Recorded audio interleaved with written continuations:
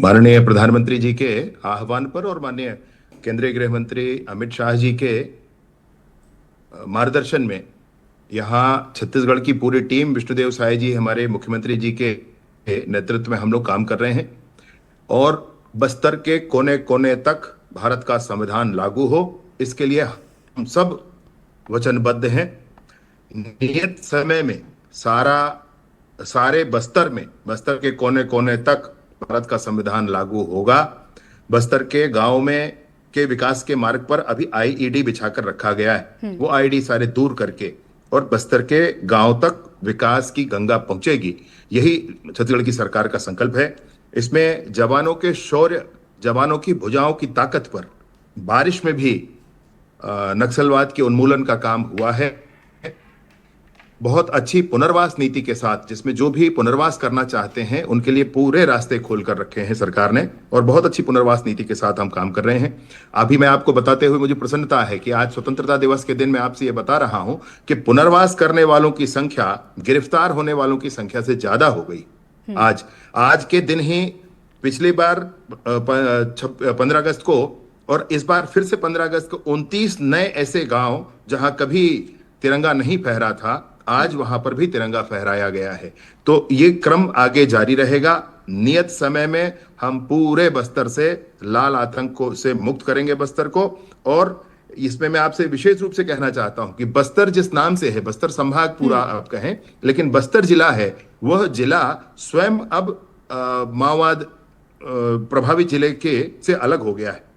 कोंडागांव हमारा जिला है, माओवाद प्रभावित जिले से अलग हो गया है। अब पूरे छत्तीसगढ़ में आप ये 20 जो संख्या आज कही जा रही है, ये पूरे देश की संख्या है। हमारे छत्तीसगढ़ में संख्या बहुत कम हो चुकी है। बिल्कुल, दोबारा आपके पास लौटूंगी सर। विकास तिवारी हमारे सहयोगी हमारे साथ जुड़े, उनका भी रुख कर लेते हैं। और चलिए सर, आपसे एक और सवाल मेरा ये है कि सरकार ने नक्सल प्रभावित क्षेत्रों की अगर हम बात करें तो विकास को लेकर कई योजनाएं भी लागू की हैं, जिन्हें आप ग्रीन कॉरिडोर की अगर बात की जाए तो क्या उसका हिस्सा मानते हैं? जी निसंदेह। पहले जो लाल आतंक का कॉरिडोर था, अब वो डेवलपमेंट का कॉरिडोर हो रहा है, ग्रीन डेवलपमेंट का कॉरिडोर हो रहा है। इसमें पुनर्वास की संस्थाएं जितने अभी ने डेवलप की हैं, वहां पर स्किल डेवलपमेंट भी हो रहा है। वहां पर जितने पुनर्वासित लोग हैं वो सीख कर अपने जीवन को भी आगे बढ़ा रहे हैं।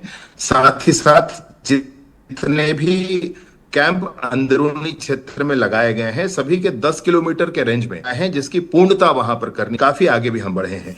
बहुत से गांव तक अब राशन की दुकानें हैं, बहुत से गांव तक अब बैंक के शाखा खुल गए हैं, बहुत से गांव तक टावर लग गए हैं। 200 से अधिक टावर अभी तुरंत हाल में ही लगाए गए हैं। इस तरीके से आप देखेंगे तो उस पूरे ही क्षेत्र को, जिसको किसी तरीके से बंधक बनाया गया था, पूरे ही क्षेत्र को, जिसमें आदिवासियों को, बस्तर के ही मूल आदिवासियों की हत्याएं समूह में और व्यक्तिगत रूप से की जाती थी, चाहे वो मुखबिर के नाम पर हो, चाहे जन अदालतों के नाम पर हो, वो सारा सब कुछ अब थम सा गया है। और बस्तर की जनता के मनोभाव के अनुरूप माननीय केंद्रीय गृह मंत्री जी ने जो कहा है, समय दिया है, बस्तर की जनता के मनोभाव के अनुरूप आने वाले समय में इस नियत समय से ही सब कुछ वहां ठीक होगा। सर, नक्सलवाद में कभी हम लगातार देख रहे हैं, क्या इसका श्रेय सुरक्षा बलों की कार्रवाई जो है वो तो हम देख ही रहे हैं, निसंदेह उनको जाता ही है। सामाजिक और आर्थिक अगर बात की जाए तो सामाजिक और आर्थिक जो उपाय किए जा रहे हैं, क्या वो भी प्रभावी नजर आ रहे हैं? इसमें मैं आपसे एक थोड़ी बात जरूर कहूंगा। आर्थिक उन्नति होनी चाहिए, उसमें समाज का स्वरूप तो होता ही है आर्थिक, लेकिन आप मुझे एक बात बताएं कि क्या कहीं और कोई क्षेत्र होता है जहां पर आर्थिक उन्नति में वो क्षेत्र पिछड़ा होता है तो क्या बंदूकें उठा ली जाती हैं? ये थोड़ा भ्रम फैलाने जैसी स्थिति है। फिर भी वही बात सच है कि बस्तर के उन पूरे गांवों को बंधक जिनको बनाया गया था उनके द्वारा, उसको इन सारे ही आतंकों से निजात दिलाकर वहां पर उन्नति के कार्य, विकास के कार्य कर रहे हैं। बहुत सारे रेलवे लाइन बछाए जा रहे हैं, बहुत सारे रोड बनाए जा रहे हैं, पुल पुलिया बनाए जा रहे हैं। बस्तर जितना सुंदर है, बस्तर जितना प्रभावी है, ये सुंदरता, ये प्रभाव पूरी दुनिया के सामने आनी चाहिए। बस्तर के नौजवान पूरी दुनिया के पटल में छा जाएं, इसलिए बस्तर ओलंपिक और बस्तर पंडुम जैसे आयोजन भी किए जा रहे हैं। बिल्कुल, उन आयोजनों की तस्वीरें भी हमने देखी है सर। और छत्तीसगढ़ में जितने भी जो अलग अलग नक्सल प्रभावित क्षेत्र है, जो जिले हैं, अगर उनकी बात की जाए, वहां पर जो वो आदिवासी युवा है जो कहीं ना कहीं भ्रमित हो जाते, उन्हें मुख्य धारा में किस तरीके से लाया जाए, जोड़ा जाए, उसके लिए सरकार की तरफ से क्या कुछ प्रयास और कोशिशें की जा रही हैं? देखिए, जो पुनर्वास कर रहे हैं उनके लिए मैंने आपसे बताया, पुनर्वास नीति बहुत अच्छी है उसके है, और साथ में जो हमारे युवा हैं वो उस दिशा में ना जाएं, इसके लिए ये आवश्यक है कि युवाओं को इस बात की जानकारी होनी चाहिए कि कोई ऐसे दल पर जाने और जंगल में घूमने से ज्यादा है। पूरा छत्तीसगढ़ आपका है, पूरा रायपुर आपका है, पूरा भारतवर्ष आपका है, ये सब कुछ आपका है। आप इस तरीके से विरोध करने का कोई अर्थ होता नहीं है।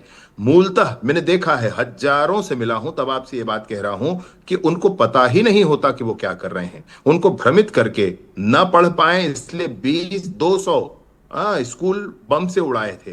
वो कहीं आ न जा पाए इसलिए सारे रास्ते बम से उड़ाए गए थे। वो पुल पुलिया बम से उड़ाए गए थे। आज लोगों को जबरदस्ती बिठाकर कहीं पुल बनता है तो उसका विरोध करवाने की कोशिश करते थे, अब तो नहीं कर पाते हैं, ऐसा वो किया करते थे। इस तरीके से उन सारे ही लोगों को भ्रम में डालकर किया गया था सब कुछ, और वो भ्रम जाल टूट रहा है।